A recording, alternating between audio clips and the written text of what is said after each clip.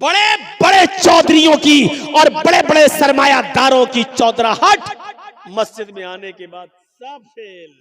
मस्जिद के बाहर अपने आप को बड़ा कहना, छोटा कहना, तू बड़ा मैं बड़ा, तू छोटा मैं छोटा, ये मस्जिद के बाहर कहना। मेरे घर में आए हो तो सब बराबर हो, खान भी हो, अंसारी भी हो, तेली भी हो, सो भी जिस बिरादरी के मानने वाले हो, सब लोग मेरे घर में एक हैं। एक गरीब आदमी का बच्चा आलिम कुरान है या आलिम है हदीस है, पढ़ के आया है मदरसे से, बहुत गरीब है बच्चा बेचारा, उसका बाप ज़कात ले लेके खाता है और अपने बच्चों को खिलाता है। लेकिन अगर इल्म में माहिर और आगे है, मौलवी है, हाफिज है, तो वो मुसल्ले इमामत पे खड़ा होगा और बड़े से बड़ा अमीर उसके पीछे नमाज पढ़ेगा। ये मसावात का दर्स अगर किसी मजहब ने इज्तिमाई शक्ल में दिया है तो वो इस्लाम।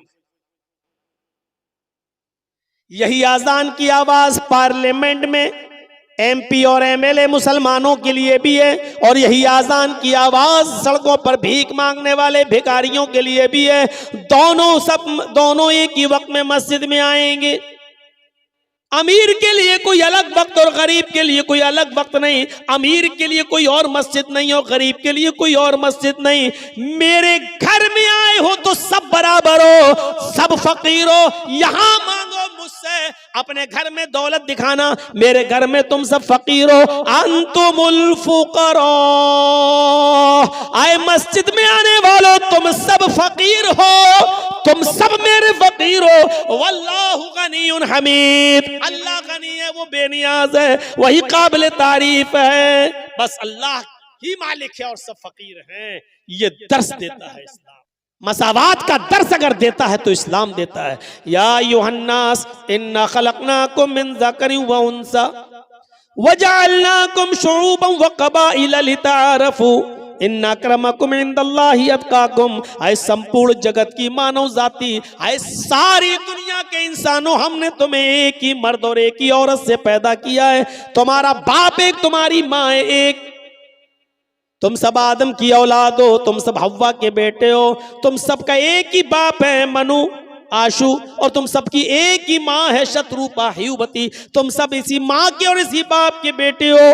ये कुरान ने सबको भाई भाई कहा है, सबको कहा तुम सारी दुनिया के इंसानों, तुम्हारा बाप एक है, तुम्हारी माँ एक है। इन्ना खलकनाकुम मिन ज़करिन व उन्सा।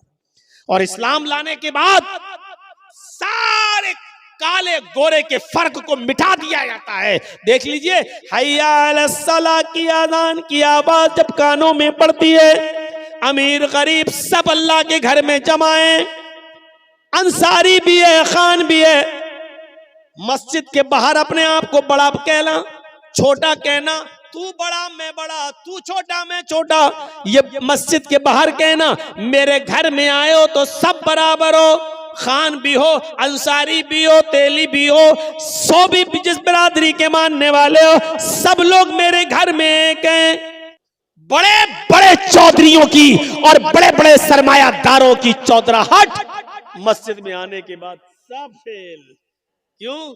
तुम सब फकीर मांगने ही तो आए हो। पूरी नमाज क्या दुआ ही तो है, पूरी नमाज क्या भीख ही तो है। आप अल्लाह से मांगी तो रहे हो, इहदिना सिरातल मुस्तकीम, अल्लाह को सीधा रास्ता दिखा। आप मांगी तो रहे हो, अल्लाहुम्मा ग़फ़िरली, अल्लाह मुझे बख्श दे, वरहमनी, मेरे ऊपर रहम फरमा, वहदनी, मुझे हिदायत दे, वआफ़िनी, मुझे आफियत दे, वरज़ुक़नी, और मुझे रिज़्क़ दे। अरे मांग ही तो रहे हो तुम अल्लाह से, पूरी नमाज तो भीख है। यानी आप अल्लाह से मांगने गए हैं।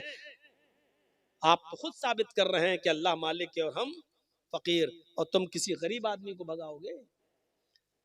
इसी मंजर को देखकर तो डॉक्टर अंबेडकर ने कहा था, ये देखिए अमीरी गरीबी के फर्क को मिटा दिया गया है, काले गोरे के फर्क को मिटा दिया गया है। यही तो इस्लाम है, यही तो दर्स दिया है मोहम्मद रसूलुल्लाह ने। इस्लाम यही दर्स। हजरत उमर फारूक पेशाब कर रहे हैं और उनका गुलाम कहता हुआ चीखता हुआ निकला, ये अमीरुल मोमिनीन, अमीरुल मोमिनीन, अमीरुल मोमिनीन। हजरत उमर फारूक को नहीं देख पाया वो, और अमीरुल मोमिनीन पेशाब कर रहे, उनको गुस्सा आ रहा, कमीना अमीरुल मोमिनीन चिल्ला रहा, पता नहीं मैं पेशाब कर रहा हूं, ऐसे कैसे उठ जाऊंगा। जब इस्तंजा करके फारिग हुए तो उसको जी देख नहीं रहे हो कि मैं पेशाब कर रहा था? अमीरुल मोमिनीन एक थप्पड़ दिया उसके गाल पर। हाँ बोलो क्या बात? उसने अपनी कुछ बात बताई और कहा ठीक है अच्छा चलो हो जाएगा। उसके बाद जब जाने लगे, हजरत उमर फारूक इधर मुड़े, वो इधर मुड़ा। उनका गुलाम कहने लगा अमीरुल मोमिनीन, आप मुझे जिस काम के लिए भेज रहे हैं मैं जा रहा हूं, लेकिन थोड़ी सी गुजारिश है। कहा जी बोलो। अभी अभी आपने मेरे गाल पर जो थप्पड़ मारा है, बस आपको मैं इतना कहना चाहता हूं कि थोड़ा सा अकेले में जाकर, अपने घर में तन्हाई में जाकर थोड़ी देर के लिए इतना सोच लेना कि ये थप्पड़ आपने जायज मारा है कि नाजायज मारा है। इतना एहसास कर लेना, कहीं आपने धोखे में और उजलत में, जल्दबाजी में तो मेरे गाल पे थप्पड़ नहीं मार दिया। मुझे तो अपनी कोई गलती नजर नहीं आ रही थी, हो सकता है कि आपको कोई गलती नजर आए। अगर कोई गलती नजर आ जाए तो मुझे भी बता देना। अमीरुल मोमिनीन ने कहा साफ साफ गलती है। जब तुम देख रहे हो कि मैं पेशाब कर रहा हूं, बैठा हूं इस्तंजे के लिए, फिर तुम अमीरुल मोमिनीन चिल्ला रहे हो। कोई आदमी पेशाब छोड़कर कैसे आ जाएगा? उस आदमी ने जवाब दिया, गुलाम ने, अमीरुल मोमिनीन अल्लाह की कसम खाकर कहता हूं, उसकी इज्जत व जलाल की कसम खाकर कहता हूं, मुझे नहीं मालूम था कि आप पेशाब कर रहे हैं बैठे हुए हैं। मेरी नजर तो आपके ऊपर पड़ी नहीं। मैं रोजाना आपके दरवाजे पर खड़े होकर अमीरुल मोमिनीन कहता था, आज भी मैंने कह दिया, ये सोच करके आप अंदर होंगे तो बाहर निकल आएंगे। मैंने घर के दरवाजे पर खड़े होकर अमीरुल मोमिनीन चिल्लाया, मैंने मुड़ के नहीं देखा कि आप इधर नाली के किनारे पर बैठकर पेशाब कर रहे हैं। मैंने मेरी नजर आपके ऊपर नहीं पड़ी, और इस बात को मैं अल्लाह की कसम खाकर बता सकता हूं, कह सकता हूं। हजरत उमर फारूक ने कहा, जब तूने अल्लाह की कसम खाकर इतनी बड़ी बात कह दी तो बात ही खत्म है। फिर मैंने तुझे जो थप्पड़ मारा है वो मेरी गलती है, वो मेरा कसूर है। आए मेरे खादिम, तुम भी ये गाल हाजिर है, और तुम भी जोरदार थप्पड़, जितनी जोर से मैंने तुम्हें मारा है उतनी जोर से थप्पड़ तुम मेरे गाल पर मार लो। उसने कहा अमीरुल मोमिनीन मुझे मारना ही नहीं है, बस एहसास दिलाना है। अगर आपको अपनी गलती का एहसास हो गया तो मैंने आपको माफ कर दिया। फरमाया उसको पकड़कर कि तुम इसलिए माफ कर रहे हो क्योंकि मैं अमीरुल मोमिनीन हूं, तुम मेरे नीचे हो, खादिम हो। ऐसा ना हो कि कल कयामत के दिन तुम मेरा गरीबान पकड़ लो और कयामत के दिन तुम मेरा बदला ले लो। नहीं, तुम्हें आज बदला लेना होगा। उस खातिम ने, उस गुलाम ने कहा अमीरुल मोमिनीन, मैं उसी अल्लाह की कसम खाकर कहता हूं कि मैंने दिल से आपको माफ कर दिया है। जब आपने अपनी गलती का एतराफ कर लिया है तो मैं दिल से माफ कर रहा हूं। मैं अल्लाह की इज्जत व जलाल की कसम खाकर कहता हूं, कयामत के दिन मैं आपसे बदला लेने का कोई हकदार नहीं हो सकता, इसलिए कि मैं आपको इसी दुनिया में अल्लाह के लिए माफ कर रहा हूं। जब हजरत उमर ने ये सुना तब उसको छोड़ा गया। जब तुमने अल्लाह की कसम खाकर मुझे माफ कर दिया तो अमीरुल मोमिनीन, ये तो हिंदुस्तान जैसे एक मुल्क के नहीं, 22 लाख मुरब्बा मील पर हुकूमत करने वाली शख्सियत, 22 लाख मुरब्बा मील। अरब भी, ईरान भी उसी में, मिस्र भी उसी में, आजरबाईजान भी उसी में, उर्दू भी उसी में, अलजायर भी उसी में, शाम भी उसी में। गौर कीजिए, इतनी सारे के सारे जो आज अलग अलग मुल्क बन गए हैं, इतनी बड़ी बस्ती के अकेले 22 लाख मुरब्बा मील पर हुकूमत करने वाली शख्सियत, और अपने आप को बदले के लिए पेश कर रही है, मुझे भी मारो। क्यों? क्योंकि इस्लाम लाने के बाद अमीर और गरीब का कोई फर्क नहीं। गाल के बदले गाल, हाथ के बदले हाथ, गर्दन के बदले गर्दन। मैंने तुम्हें मारा है, तुम मुझे। ये है मसावात। इस्लाम दीन तौहीद है, दीन रिसालत है, दीन मसावात है, दीन अदल है, दीन तकवा है। और अभी मैंने जो आपको बताया है मसावात का युद्ध, इस्लाम दीन सहल भी है, आसानी है इसके, बहुत आसानी। पहले जमाने में इतनी आसानियां नहीं थी। 5 वक्त की नमाज फर्ज है, इतनी जबरदस्त फर्जियत है नमाज की कि किसी भी हाल में और किसी भी कंडीशन में माफ नहीं है। खड़े होकर पढ़ने की ताकत नहीं है तो बैठ के पढ़ो लेकिन पढ़ो, बैठ के पढ़ने की ताकत नहीं है तो लेट के पढ़ो लेकिन पढ़ो, यही आसानी है। यह नहीं कहा कि मर रहे हो लेकिन खड़े होके पढ़ो, यह नहीं कहा जान जा रही हो फिर भी खड़े होके पढ़ो। माफ तो किसी कंडीशन में नहीं है, लेकिन आसानी इतनी दे रखी है कि खड़े होकर पढ़ने की ताकत नहीं तो बैठ के पढ़ो, बैठ के नहीं तो लेट के पढ़ो, इशारे से पढ़ो। होंठ हिलाकर पढ़ सकते हो तो होंठ ही हिलाकर पढ़ो। वुजू करने से तबीयत और खराब हो रही है तो तयम्मुम करके पढ़ो लेकिन पढ़ो। पेशाब की में नलकी पड़ी हुई है, पाइप पड़ा हुआ है, पेशाब की थैली लटकी हुई है, इस कंडीशन में भी आपको नमाज पढ़ना है। मुंह के होंठ हिलाकर पढ़ना है, जबान हिलाकर पढ़ना है, लेकिन पढ़ना है। आसानी। इस्लाम दीन एतदाल, दीन मोतदिल है, इसके अंदर एतदाल ही एतदाल मिलेगा। ज़कात फर्ज है मुसलमानों हम सब के ऊपर, लेकिन जो साहिब इस्तिताअत ना हो, यह नहीं कहा गया कि तुम अपना घर बेचो तब ज़कात दो। एतदाल में ज़कात फर्ज है उन लोगों पर जो साहिब इस्तिताअत हो। हज फर्ज है हम सब के ऊपर, लेकिन जो इन इस्तिताअत इलैहि सबीला, जो वहां तक जाने की ताकत रखता हो। हज फर्ज है मुसलमान पर, लेकिन ये नहीं कहा गया कि अपनी दुकान बेचकर जाओ लेकिन जाओ, ये नहीं कहा गया अपना मकान बेचकर जाओ लेकिन जाओ। आसानी है इस्लाम। पानी नहीं मिल रहा है तो तयम्मुम करके नमाज पढ़ लो। एतदाल है और सहूलत है इस्लाम के अंदर।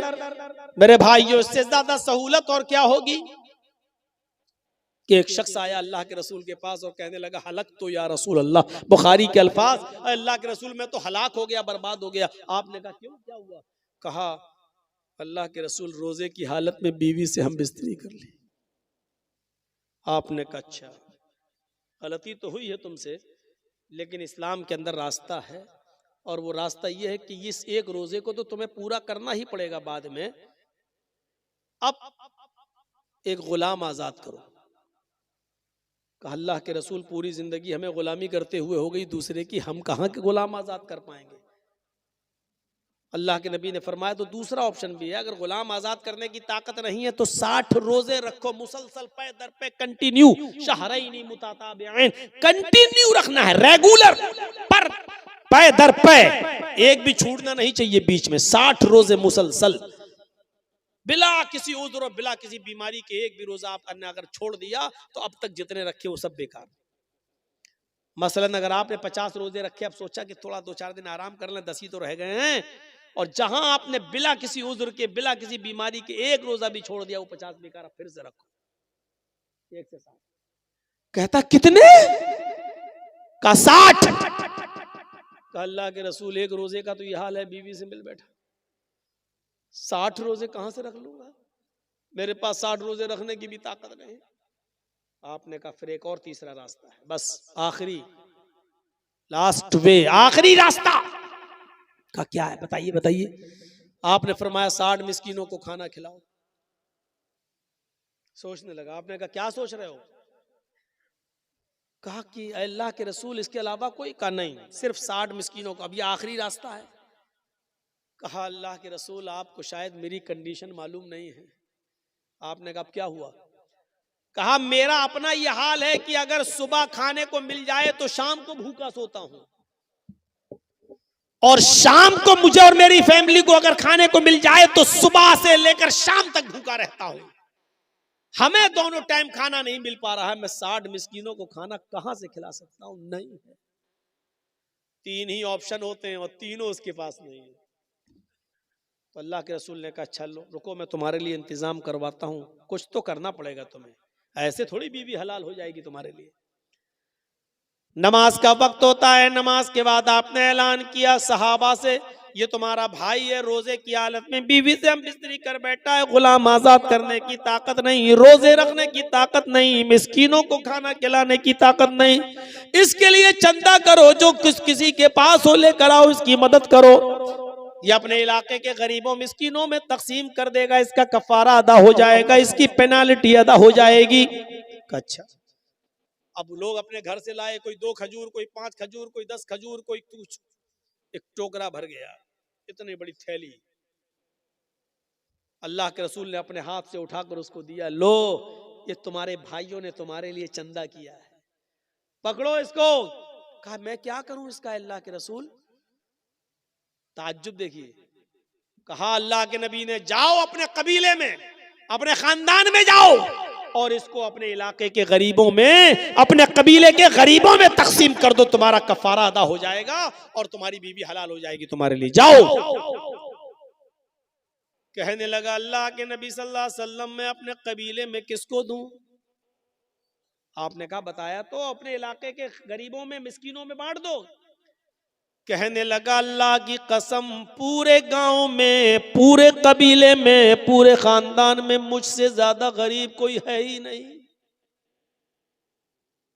ये सुना तो अल्लाह के नबी के चेहरे पर मुस्कुराहट आ गई, आपके दांत दिखाई देने लगे, आपकी बाँछें खिल उठी और हंसते हुए कहा तो तू ही ले जा, जा खुद खा ले और अपने बच्चों को खिला दे, तेरा कफारा अदा हो जाएगा, जा। इससे ज्यादा आसानी कौन से मजहब पे और किस मजहब में मिलेगी? आपको ताज्जुब होना चाहिए।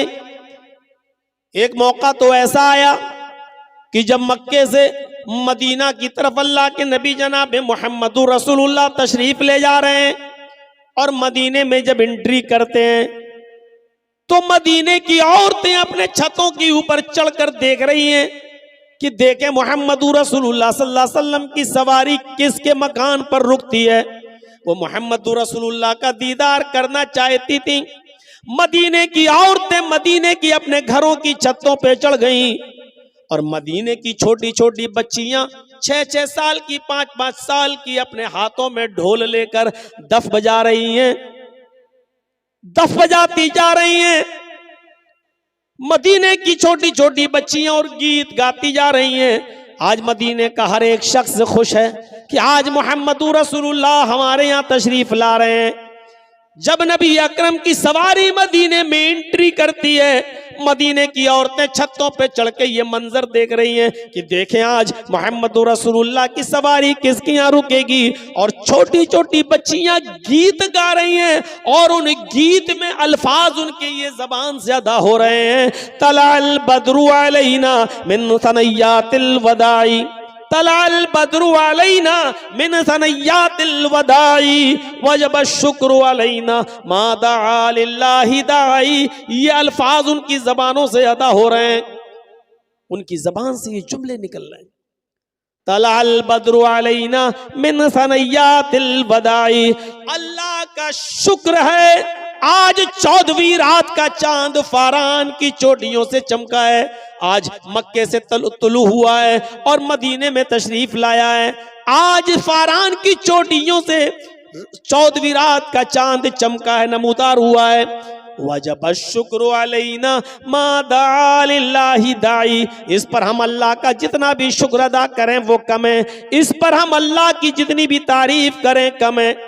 नबी अकरम की शान में वो छोटी छोटी 5-5, 6-6 साल की बच्चियां ये गीत गा रही हैं। अल्लाह के नबी ने जब उनकी जबान से निकलने वाले इस गीत को सुना तो आप मुस्कुरा दिए।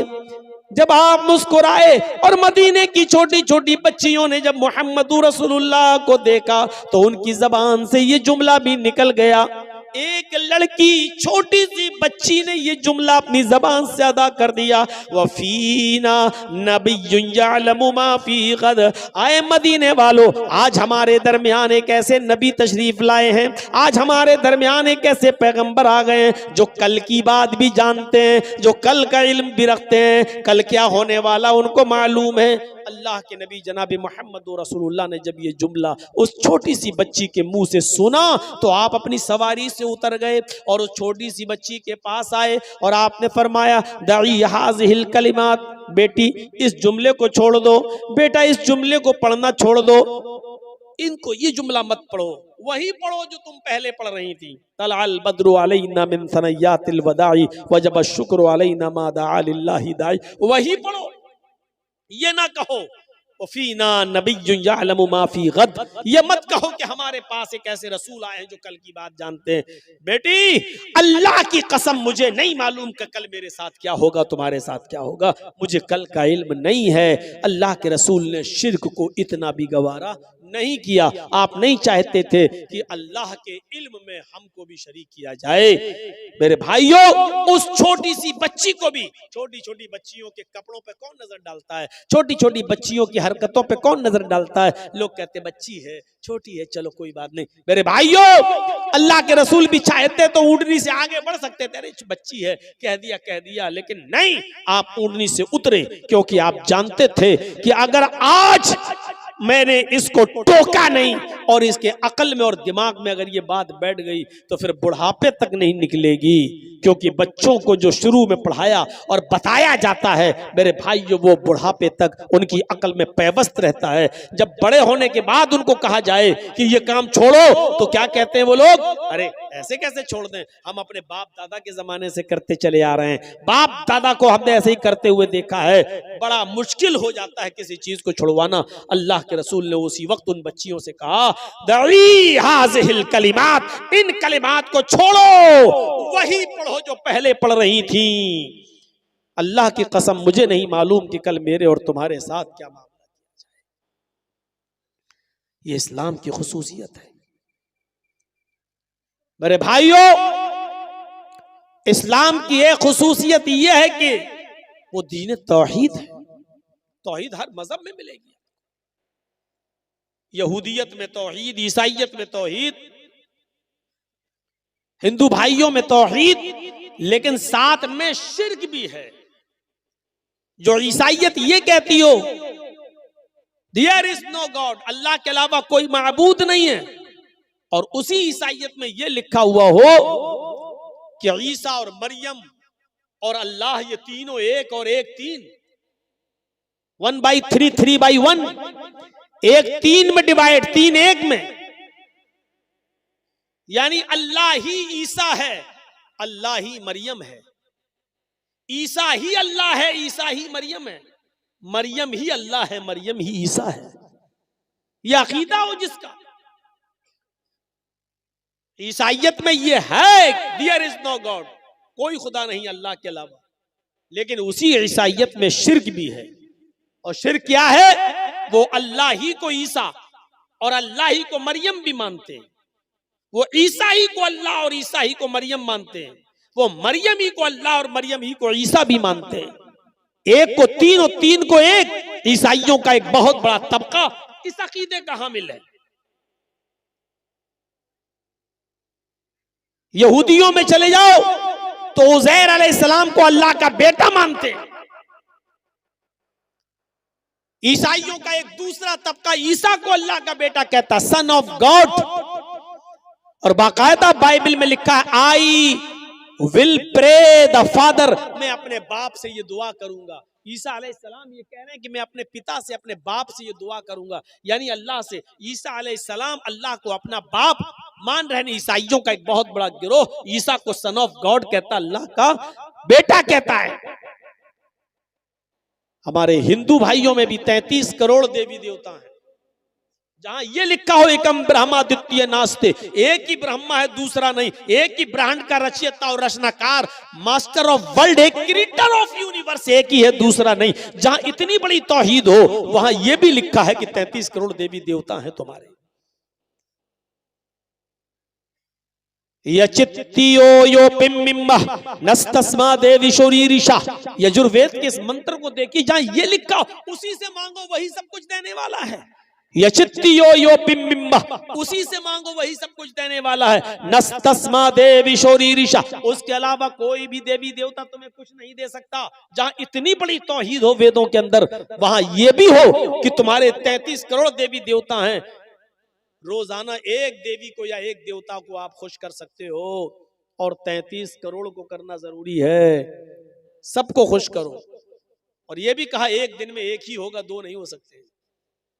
और एक भी अगर ना खुश रहा, अप्रसन्न रहा, तो जिंदगी भर की तपस्या भंग, जिंदगी भर की इबादत बेकार। अब आप बताइए 33 करोड़ देवी देवताओं को खुश करने के लिए कितना समय चाहिए, कितने दिन चाहिए? 33 करोड़। एक दिन में एक खुश होगा, एक दिन में दो नहीं हो सकते। तो 33 करोड़ दिन चाहिए 33 करोड़ देवी देवताओं को खुश करने के लिए। इंसान के पास इतना समय कहां है कि वो 33 करोड़ दिन तक जिंदा रह सके और 33 करोड़ देवी देवताओं को खुश कर सके। कुरान करीम तौहीद से भरा हुआ, तौहीद की दावत देते हुए कहता कुल हुवल्लाहु अहद, आए नबी कह दो कि अल्लाह एक है, अल्लाहुस समद, वो बेनियाज है, लम यलिद वलम यूलद, इसी पर पूरी तौहीद टिकी हुई है। लम यलिद वलम यूलद, उसने किसी को नहीं जना और न वो जना गया है, यानी उसको भी किसी ने नहीं जना, न उसने किसी को पैदा किया, न उसको किसी ने पैदा किया। लम यलिद वलम यूलद, न वो किसी का बेटा है न उसका कोई बेटा है। लम यलिद, न उसने किसी को जना, यानी न वो किसी का बाप है। वलम यूलद, न वो जना गया, यानी न वो किसी का बेटा है, न उसका बाप है, न उसका बेटा है, न उसकी बीवी है। ये तौहीद है खालिस। ये है उदऊनी अस्तजिब लकुम, मुझसे मांगो मैं तुम्हें दूंगा। ला तदऊ मिन दूनिल्लाहि मा ला यनफउका वला यजुर्रुक फ़इन फ़अल्त फ़इन्नका इज़म मिनज़ ज़ालिमीन। अल्लाह को छोड़कर तुम किसी ऐसी हस्ती को मत पुकारो, अल्लाह को छोड़कर तुम किसी ऐसी हस्ती की इबादत न करो, किसी को अपनी हाजत रवाई और मुश्किल कुशाई के लिए मत पुकारो। मा ला यनफउका वला यजुर्रुक, जो तुम्हें न नफा पहुंचा सकती है न नुकसान पहुंचा सकती है। मा ला यनफउका वला यजुर्रुक, जो तुम्हें न नफा दे सकती है न नुकसान पहुंचा सकती है। माला यनफउका वला यजुर्रुक, जो तुम्हें न नफा दे सकता है न नुकसान पहुंचा सकता है। फ़इन फ़अल्ता फ़इन्नका इज़म मिनज़ ज़ालिमीन, अगर तू ऐसा करेगा तो जालिमों में लिखा जाएगा। फ़इन फ़अल्ता फ़इन्नका इज़म मिनज़ ज़ालिमीन, अगर तू अल्लाह को छोड़कर किसी और से मदद तलब करेगा, मांगेगा, पुकारेगा, तो तू जालिम कहलाएगा। यही तौहीद है। इस्लाम की खुसूसियत यह है कि ये दीने तौहीद है। दूसरी खुसूसियत यह है कि रिसालत का सही तसव्वुर इस्लाम ने पेश किया है।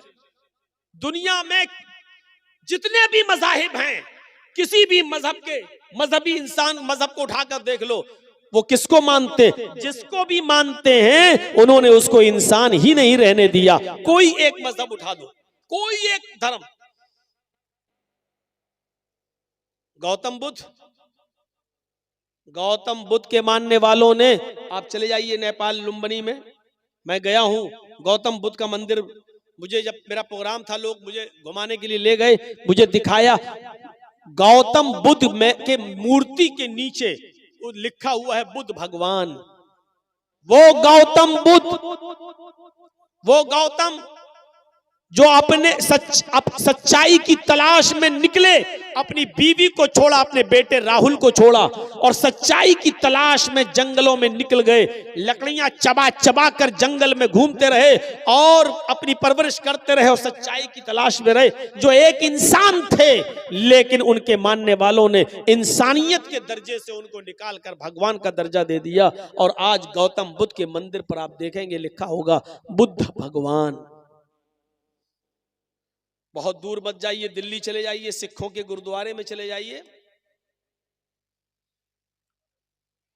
आप चांदनी चौक पर जहां गुरु नानक जी की मूर्ति बनी हुई है, आप अंदर जाएंगे तो आपके सर पे वो लोग रुमाल रख देंगे, कुछ कपड़ा रख देंगे और कहेंगे कि अब जाइए आप। कोई भी जा सकता है वहां, लेकिन उनके जो कानून है उसको फॉलो करना पड़ेगा। सर पे कुछ कपड़ा वपड़ा रख के, रुमाल वगैरह रख के आप जा सकते हैं। मैंने देखा है मेरे भाइयों, आज भी गुरु नानक की मूर्ति पर लिखा है नानक भगवान। वो गुरु नानक, जब आप गुरु ग्रंथ पढ़ेंगे तो गुरु नानक का एक वाकया गुरु ग्रंथ में आपको मिलेगा, एक मुसलमान के ताल्लुक से, कि बहुत कंजूस और बखील एक मुसलमान था। चमड़ी चली जाए दमड़ी न जाए, 1 रुपया नहीं देगा उसके बदले में, चाहे उसकी चमड़ी उधेड़ ली जाए। लगता है ऐसा शख्स खाने में अगर मक्खी भी गिर जाए तो निकाल के फेंकता नहीं होगा, पहले चूसता होगा फिर फेंकता होगा। इतना कंजूस बखील मुसलमान।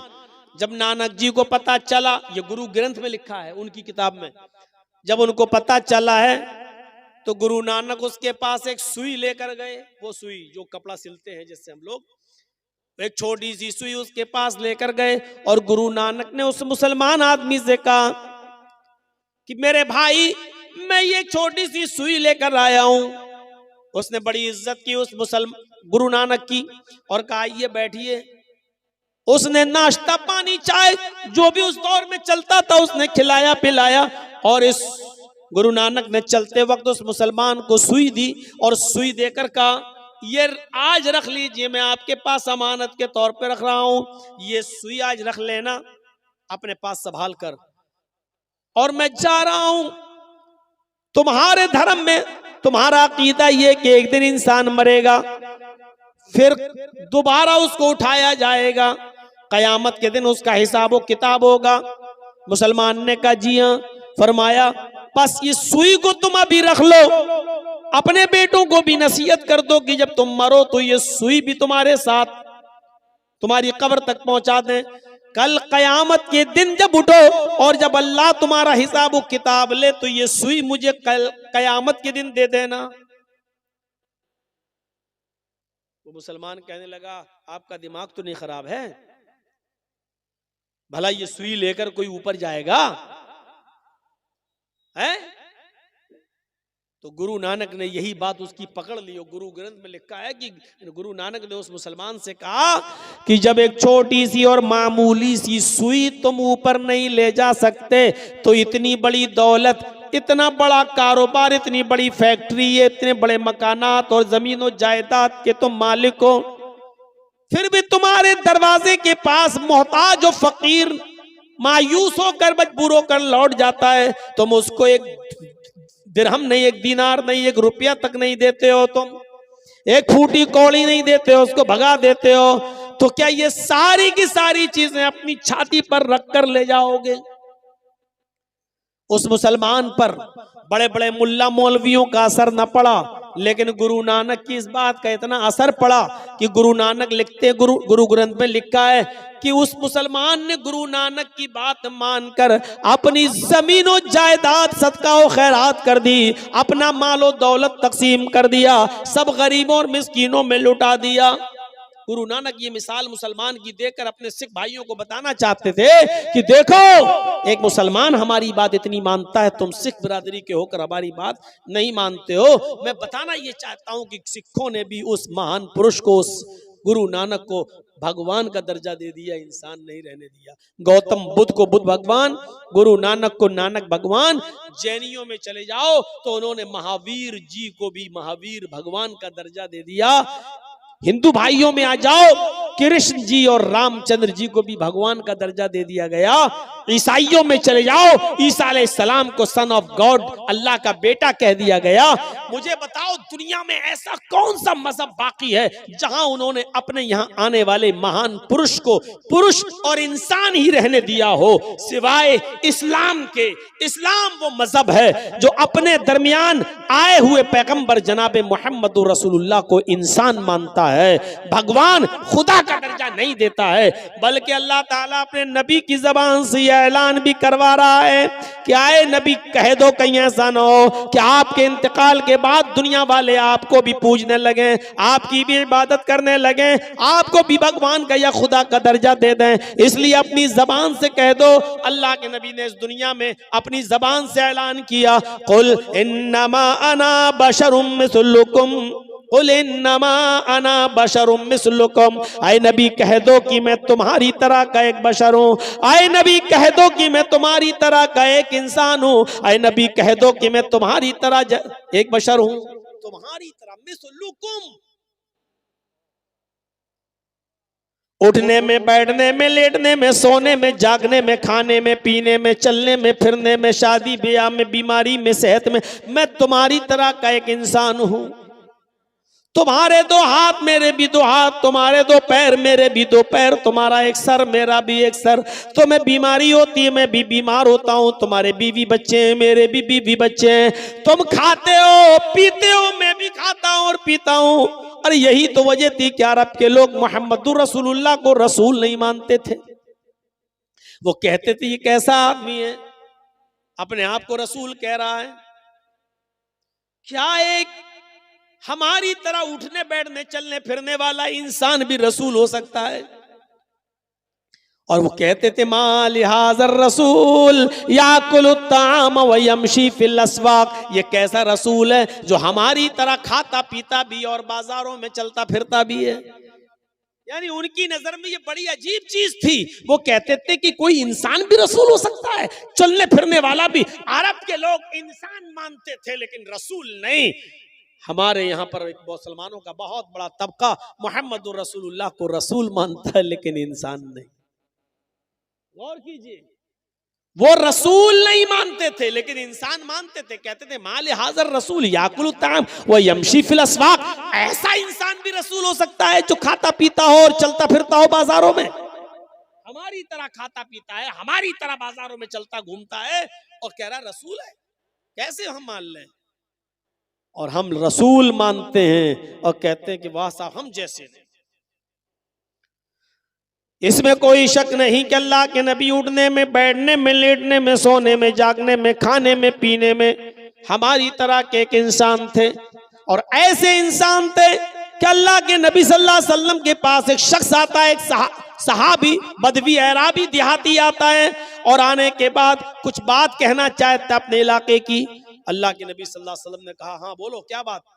वो आया और कुछ कहना चाह रहा है, अल्लाह के रसूल, और कांपने लगा, थर्राने लगा। अल्लाह के नबी ने कहा बोलो क्या बात है, क्यों डर रहे हो, बोलो। कहा कि वो मैं अपने इलाके के लिए, फिर कांपने लगा। अल्लाह के रसूल अपनी जगह से उठे और उस देहाती के पास, उस अराबी के पास गए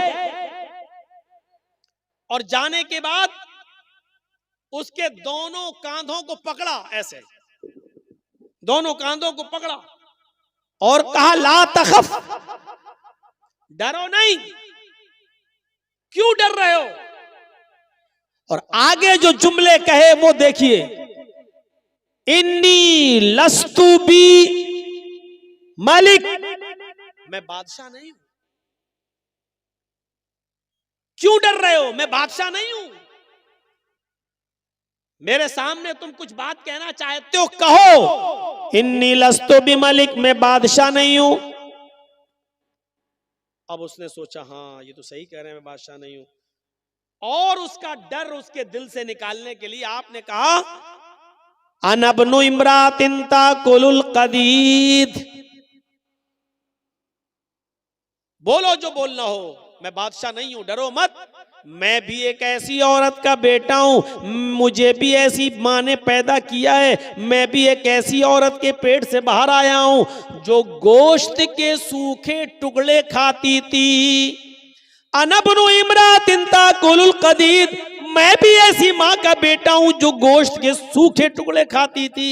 कदीद अरब के अंदर क्या करते थे, ऊंट का गोश्त, जैसे ऊंट को नहर किया, 2 किलो 4 किलो 5 किलो का बड़ा टुकड़ा उसका काटा और उसको साल्ट लगाकर, नमक वगैरह लगाकर उसको धूप में खुश्क कर लिया जाता था, धूप में उसको सुखा लिया जाता था, और फिर जरूरत जब पड़ती थी तो उसी में से थोड़ा थोड़ा काट कर जरूरत के वक्त पका लिया करते थे और खा लिया करते थे, और बाकी टुकड़ा रखा रहता था।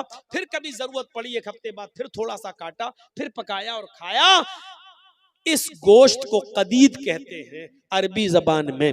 तो अल्लाह के नबी ने क्या फरमाया, आना बनो इमरातिन ताकुलुल कदीद। क्यों डरते हो मुझसे? मैं भी ऐसी मां का बेटा हूं जो गोश्त के सूखे टुकड़े खाती थी, यानी ताजा गोश्त भी जिसको खाने को नहीं मिलता था। कभी 4-5 किलो का टुकड़ा साल्ट नमक वगैरह लगा के धूप में सुखा लिया और जरूरत पड़ी तो उसी में से काट के पका लिया। ये गोश्त का टुकड़ा 2-2, 3-3, 4-4, 5-5 महीने चला करता था। गोश्त के सूखे टुकड़े खाने वाली औरत का बेटा हूं मैं। उसके बाद उस देहाती का डर निकला नबी अकरम सल्लल्लाहु अलैहि वसल्लम के ताल्लुक से, और फिर उसने अपनी बात अल्लाह के रसूल के सामने रखी। मैं बताना ये चाहता हूं कि लोगों ने तसव्वुर क्या दिया है अपने अपने महान पुरुषों के बारे में। किसी ने बुद्ध भगवान, किसी ने नानक भगवान, किसी ने महावीर भगवान, किसी ने कृष्ण भगवान, किसी ने राम भगवान, किसी ने सन ऑफ गॉड ईसा को अल्लाह का बेटा, किसी ने कुछ, किसी ने कुछ। लेकिन इस्लाम ने तसव्वुर यही दिया कि मोहम्मदुर रसूलुल्लाह भगवान नहीं थे, खुदा नहीं थे, अल्लाह नहीं थे, बल्कि वो एक ऐसी मां के बेटे थे जो गोश्त के सूखे टुकड़े खाती थी। यहां से हम अंदाजा लगाएं कि खुसूसियत क्या है इस्लाम की। इतनी सादगी कोई पेश करेगा?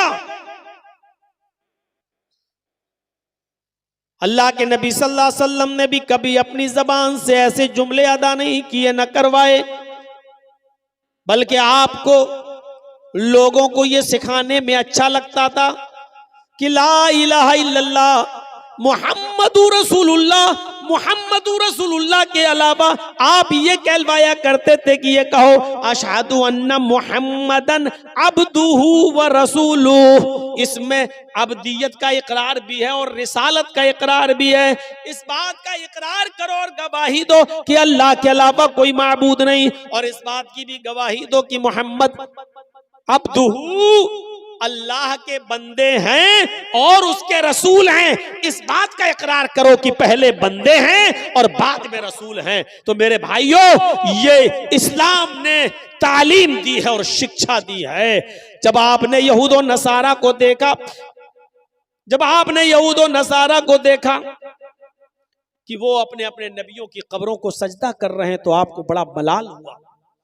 कुछ लोग हियरा बस्ती है एक मुल्क के शाम के अंदर, कुछ लोग कुछ हियरा बस्ती से आए मुसलमान, वहां उन्होंने उस बस्ती के अंदर शाम में देखा कि वहां के यहूदी और ईसाई अपने अपने आलिमों को और अपने अपने बुजुर्गों को सजदा कर रहे हैं। तो ये लोग अल्लाह के नबी के पास जब मदीने आए तो अल्लाह के रसूल से कहने लगे, आए अल्लाह के नबी सल्लल्लाहु अलैहि वसल्लम, मैंने हीरा बस्ती के अंदर शाम के इलाके में यहूदी और ईसाइयों को देखा है कि वो अपने अपने नबियों को और अपने अपने बुजुर्गों को सजदा कर रहे हैं,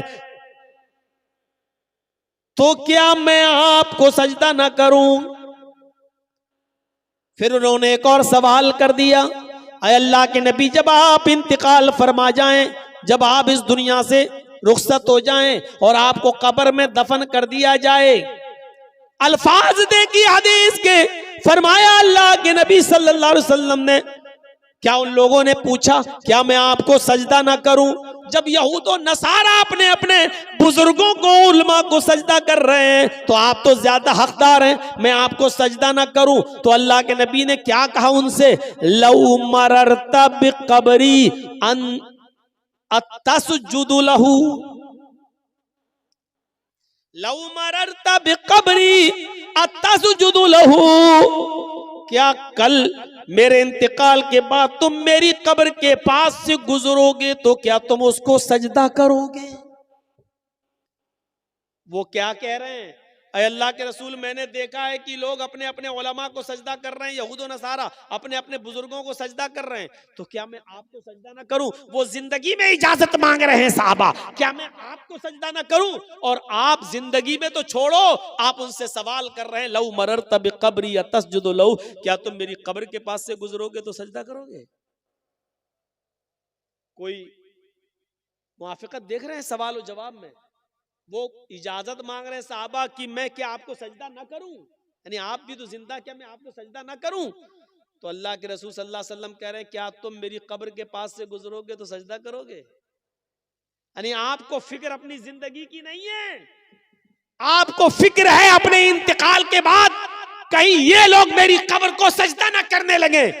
जिंदगी में तो मैं इनको रोक लूंगा, अभी मैं बहयात हूं, मैं इनको मना कर दूंगा, मैं इनको रोक लूंगा, अभी तो मेरे पास ताकत है रोकने की, अभी मैं मना कर दूंगा, नहीं मुझे सजदा बिल्कुल मत करो। तो जिंदगी में तो मैं रोकने की ताकत रखता हूं, तो आपको फिक्र हुई कहीं मेरे इंतकाल के बाद ये सजदा ना करने लगे मेरी कब्र पर, तो आपने क्या कहा? लऊ मररत बिक़ब्री अतस्जुदु लहू, कल तुम मेरी कब्र के पास से गुजरोगे तो सजदा करोगे? उन्होंने कहा ला, नहीं अल्लाह के रसूल, नहीं, कब्र के पास से गुजरूंगा तो सजदा नहीं करूंगा। आपने कहा फला तफअलू, ऐसा करना भी नहीं।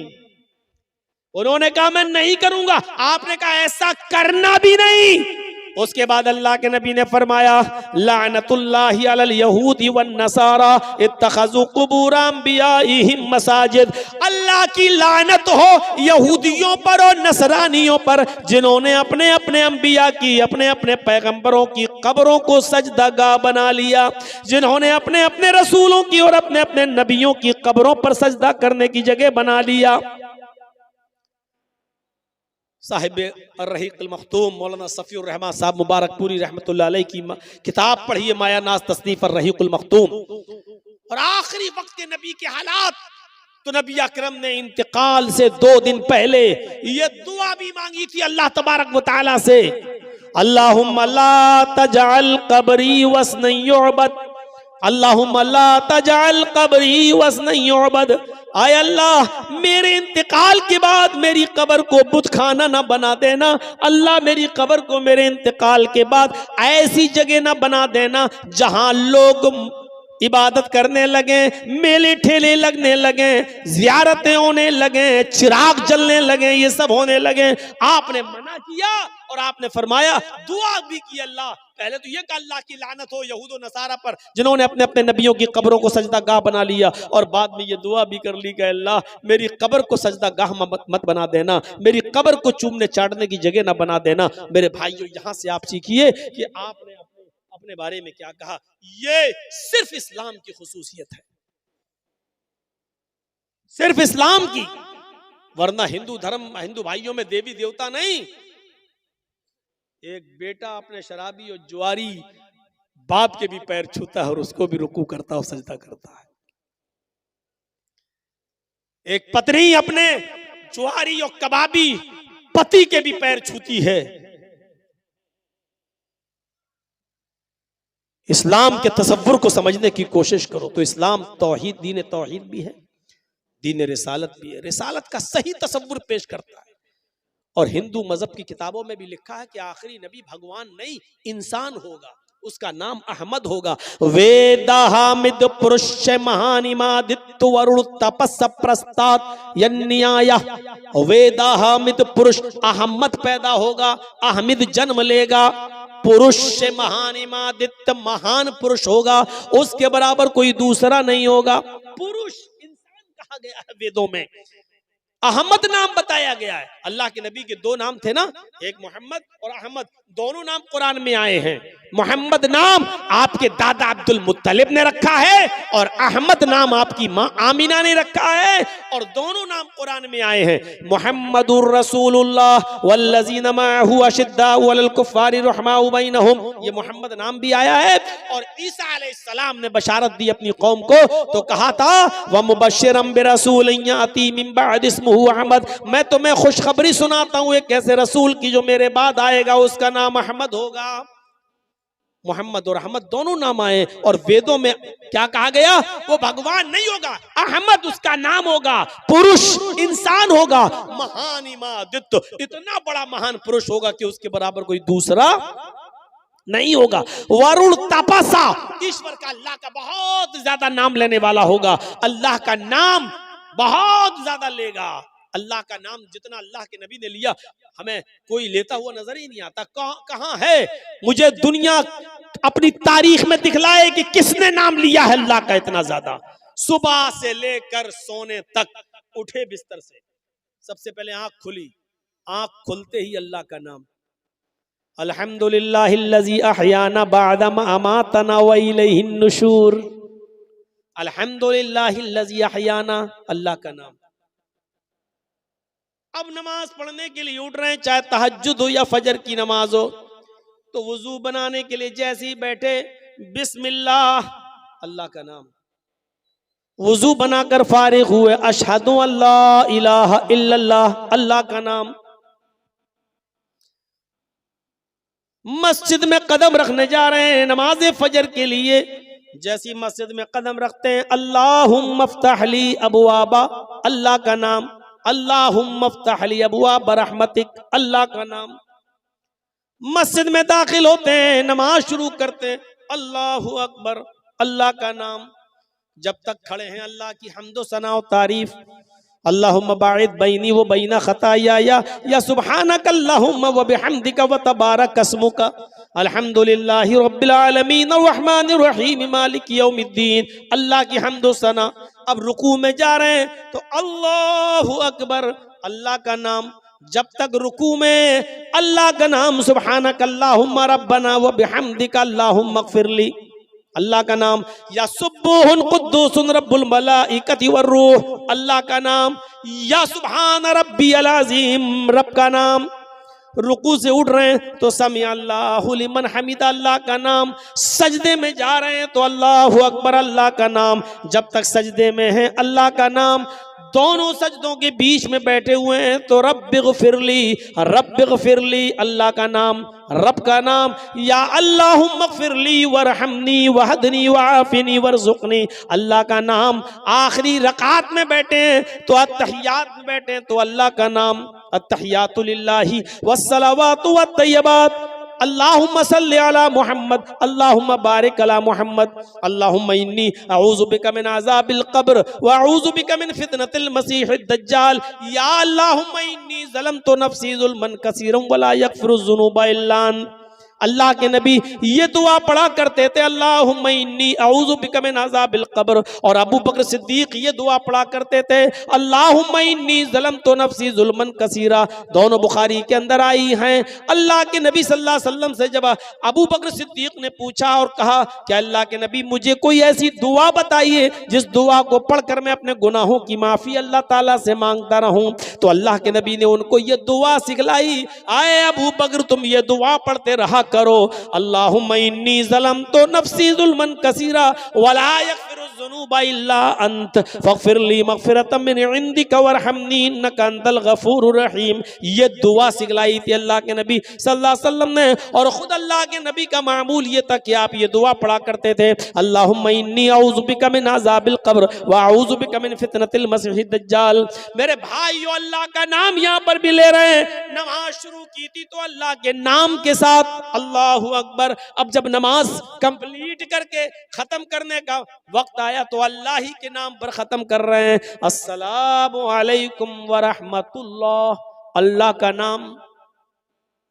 नमाज से फारिग, अब जब तक मस्जिद में बैठे अल्लाह का नाम, अल्लाहु अकबर, अस्तगफिरुल्लाह, अस्तगफिरुल्लाह, अस्तगफिरुल्लाह, अल्लाहुम्मा अंतस्सलाम व मिनकस्सलाम, अल्लाहु ला इलाहा इल्ला अंता सुब्हानका इन्नी कुन्तु मिनज़ ज़ालिमीन, या ला इलाहा इल्लल्लाह वहदहु ला शरीका लहु लहुल मुल्कु व लहुल हम्द व हुवा अला कुल्लि शैइन क़दीर, अल्लाहु ला इलाहा इल्ला हुवल हय्युल क़य्यूम ला तख़ुज़ुहु सिनतुन व ला नौम, क़ुल अऊज़ु बिरब्बिल फ़लक़ क़ुल अऊज़ु बिरब्बिन नास क़ुल हुवल्लाहु अहद, सुब्हानल्लाह, अल्हम्दुलिल्लाह, अल्लाहु अकबर। जब तक मस्जिद में बैठे हैं अल्लाह का नाम। अब मस्जिद से निकल रहे हैं तब भी अल्लाह का नाम, अल्लाहुम्मा इन्नी अस्अलुका मिन फज़लिक। घर में दाखिल हो रहे हैं तो अस्सलामु अलैकुम व रहमतुल्लाह। घर से बाहर निकल रहे हैं बिस्मिल्लाहि तवक्कलतु अलल्लाह रब्बी व रब्बुकल्लाह। किसी आदमी से मुलाकात हो गई, अस्सलामु अलैकुम व रहमतुल्लाह। मुसाफा कर रहे हैं तो यगफिरुल्लाहु लना व लकुम। छींक आई तो अल्हम्दुलिल्लाह, सामने वाला छींक दिया और उसकी मुंह से निकल गया अल्हम्दुलिल्लाह, तो उसको जवाब दे रहे हैं यरहमुकल्लाह। कपड़ा पहन रहे हैं तो अल्लाह का नाम, कपड़ा उतार रहे हैं तो अल्लाह का नाम, घर में दाखिल हो रहे हैं तो अल्लाह का नाम, घर से निकल रहे हैं तो अल्लाह का नाम, किसी ऊंची जगह पर चल रहे हैं तो अल्लाहु अकबर, किसी ऊंचाई से नीचे, पहाड़ी से नीचे उतर रहे हैं तो सुभान अल्लाह। एक मिनट ऐसा बता दो कि जिस मिनट में मोहम्मद रसूलुल्लाह की जबान अल्लाह का नाम न ले रही हो। खाना खा रहे हैं तो बिस्मिल्लाह, खाना खा के फारिग हुए तो अल्हम्दुलिल्लाह। अगर अपनी बीवी से अपने जायज मुतालबात पूरे कर रहे हैं तो उधर भी अल्लाह का नाम, अल्लाहुम्मा जन्निब शैतान व जन्निब शैतानी मा रज़क़ना। गौर करो मेरे भाई, यहां तक कि लैट्रीन और पेशाब और पैखाने में जा रहे हैं तो उधर भी अल्लाहुम्मा इन्नी अऊज़ु बिका मिनल खुब्सी वल खबाइस। पूरा दिन आपका गुजर गया अल्लाह का नाम लेते लेते, अब बिस्तर पे सोने की बारी आई, उठे थे तो अल्लाह का नाम लेकर, अब सो रहे हैं तब भी अल्लाहुम्मा बिइस्मिका अमूतु व अहया वरुल तपसा। अल्लाह का बहुत नाम लेगा, अल्लाह का इतना नाम लिया है तो सिर्फ जनाब मोहम्मद रसूलुल्लाह सल्लल्लाहु अलैहि वसल्लम ने। तो इस्लाम की खुसूसियत क्या है कि ये दीन तौहीद भी है, दीन रिसालत भी है, दीन मसावात, बराबरी का सबसे बड़ा अलंबरदार, मसावात का सबसे बड़ा अलंबरदार। आज भी सेकुलर की बातें होती हैं, लेकिन आज भी किसी मंदिर के अंदर किसी हरिजन की एंट्री आज भी नहीं होती। आज भी कोई ऊंची कौम का आदमी किसी नीची कौम जात की बरादरी के आदमी के साथ एक थाली में नहीं खा सकता है। आज भी ब्राह्मण और हरिजन दोनों एक साथ मिलकर किसी मंदिर में पूजा नहीं कर सकते। डॉक्टर अंबेडकर ने यही सब चीजें तो देखी थी, तो उन्होंने छोड़ दिया था हिंदू धर्म और कहा था कि मैं इस्लाम कबूल कर रहा हूं। लेकिन महात्मा गांधी ने कह दिया कौन सा इस्लाम? हनफी, शाफी, मालिकी, हम्बली, शिया, सुन्नी, बरेलवी, कादियानी, चकलालवी, रिजवी, अहले हदीस। ये क्या, उन्होंने इतने नाम गिना दिए। उन्होंने कहा ओफो, कुरान पढ़ा तो समझ में आ गया, मैं इस्लाम लाने के लिए तैयार। अब इतने मसलक तुमने बता दिए, अब इनमें से कौन अच्छा है? सबको पढ़ना पड़ेगा हमें। अगर एक साल भी सबको पढ़ा तो 72 साल लग जाएंगे, 72 फिरकों को पढ़ने में। इतनी तो मेरी जिंदगी भी नहीं रह गई। गौर कीजिए, कुरान पढ़ा तो समझ में आ गया। और जब महात्मा गांधी ने उनके सामने हनफी, शाफी, मालिकी, हम्बली, चकलालवी, कादियानी, शिया, सुन्नी, बरेलवी, ये वहाबी, ये सब रखा तो उनका दिमाग चकरा गया। उन्होंने कहा मैं इस्लाम भी छोड़ रहा हूं, अब मैं बौद्ध धर्म कबूल कर रहा हूं। फिर वो बुद्धिस्ट बन गए अपने 20,000 अनुयायियों के साथ। मसावात का दर्स अगर देता है तो इस्लाम देता है।